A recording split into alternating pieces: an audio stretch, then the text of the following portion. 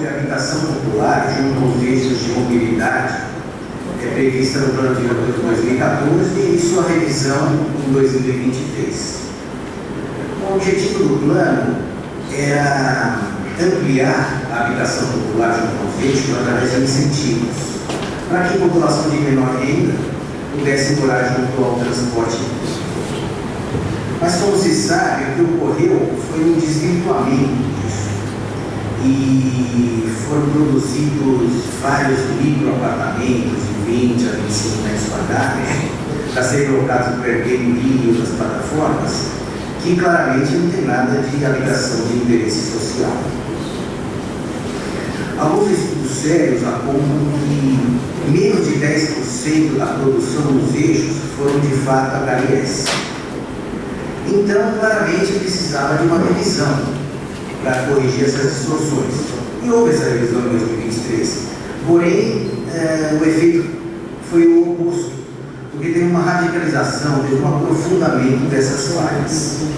Inclusive, semana passada, acabou de ser encerrada a CPI da HIS e da HMP, em que foi aprovado o relatório final, mas depois de muita polêmica.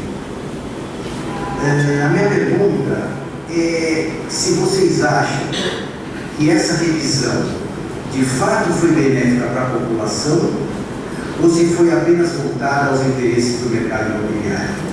Muito obrigado. Da minha parte, eu acho que extrapolaram na mídia esse problema. Eu diria que 90% do que foi produzido da HES não teve problema. Claro que tem alguns desvirtuamentos, né, que a CPI virou um certo circo lá, mas nós enviamos para a CPI um relatório com 300 mil unidades de HIS e HMP, e 90% não estava desvirtuado. Agora, a gente tem que entender que em São Paulo o preço da terra é alto, portanto, você não consegue fazer apartamento de 100 metros quadrados de HIS.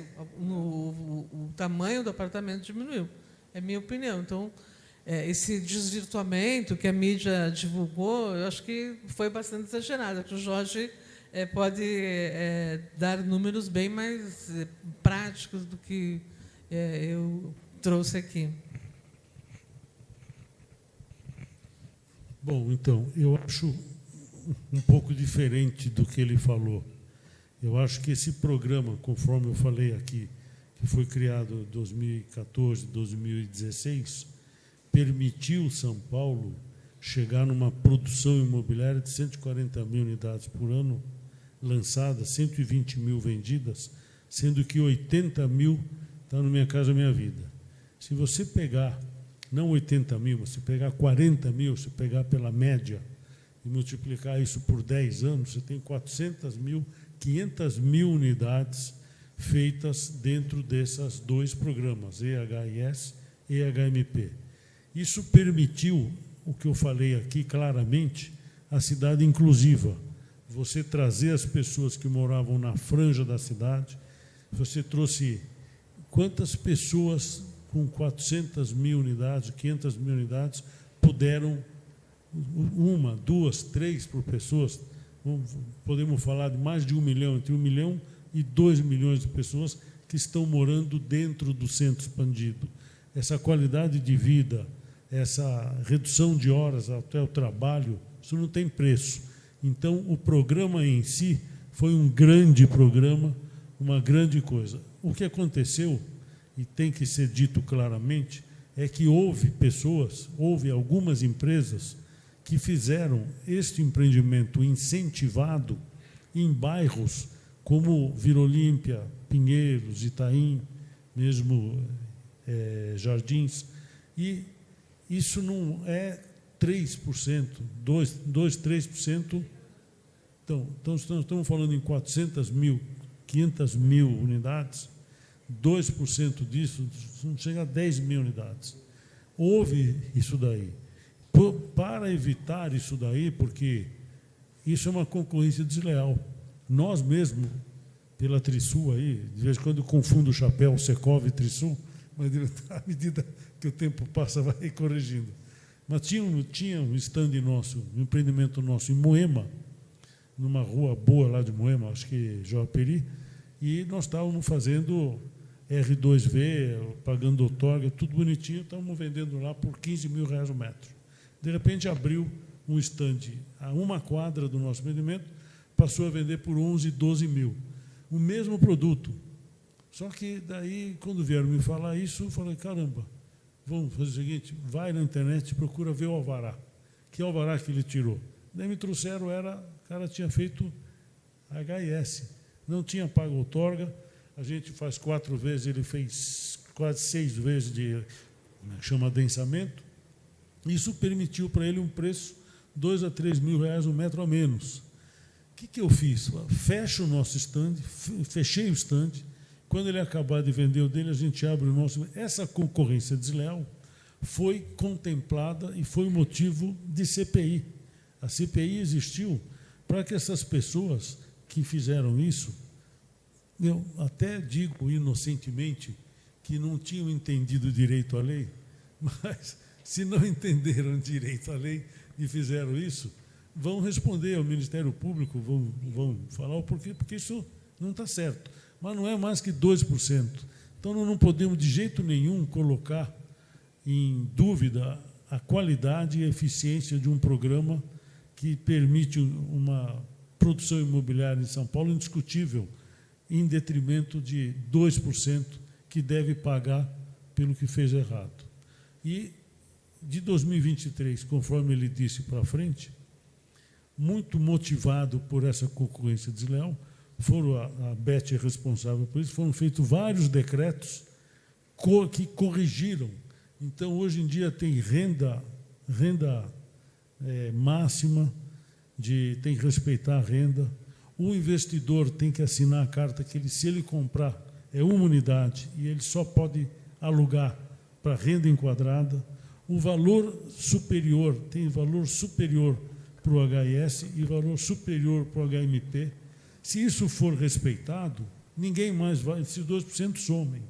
Então, foi um programa vencedor, muito bem feito, e eu espero que continue, porque a classe média de São Paulo e do Brasil está muito oprimida, muito amassada, com juros de 15%, não tem affordability, não tem condição de assumir o financiamento em unidades de 60, 70, 100 metros quadrados. Por isso que o Minha Casa Minha Vida cresce. O mercado se ajusta.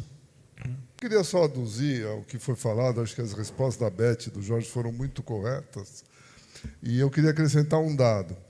Quando o governo fez a política urbana e que deu algum incentivo, que é um desconto na outorga ou, eventualmente, isenção, dependendo da categoria, ele fez um investimento público, vamos dizer assim, para incentivar a produção.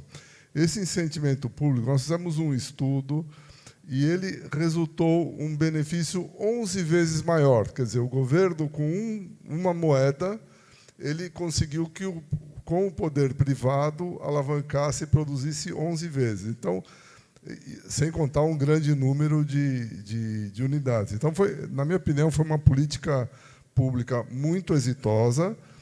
Essas distorções que o Jorge e a Beth se referiram, de fato, são exceções, a gente também mediu isso tem que ser corrigido com fiscalização, que hoje em dia é muito simples, inventaram aí uma tal de inteligência artificial, é muito fácil de pegar aí, você pega o anúncio, enfim, e fiscaliza, mas é uma judiação jogar no lixo uma política pública tão exitosa de produzir.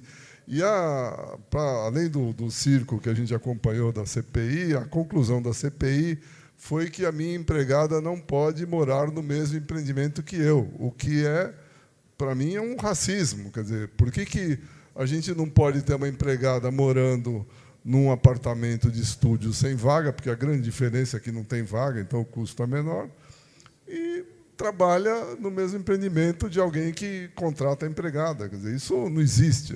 E foi a conclusão que a CPI está falando, e agora a CPI vai apanhar também da opinião pública por falar isso daí, né? Acho que a Beth pode falar um pouco melhor.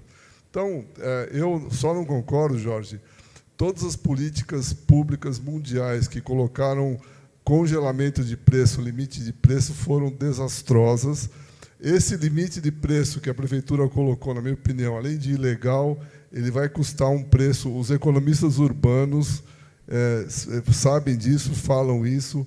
Está completamente errado. A gente tem que atender a população que tem aquela renda, mas jamais limitar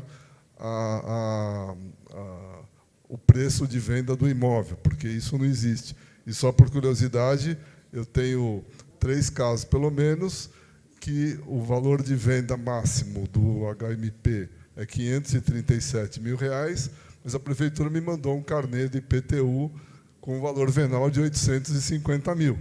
Tá certo? Então, eu entrei no processo administrativo lá na Secretaria da Fazenda, que vou ter resposta no dia de São Nunca, provavelmente, mas a própria Prefeitura não consegue praticar o que ela legislou.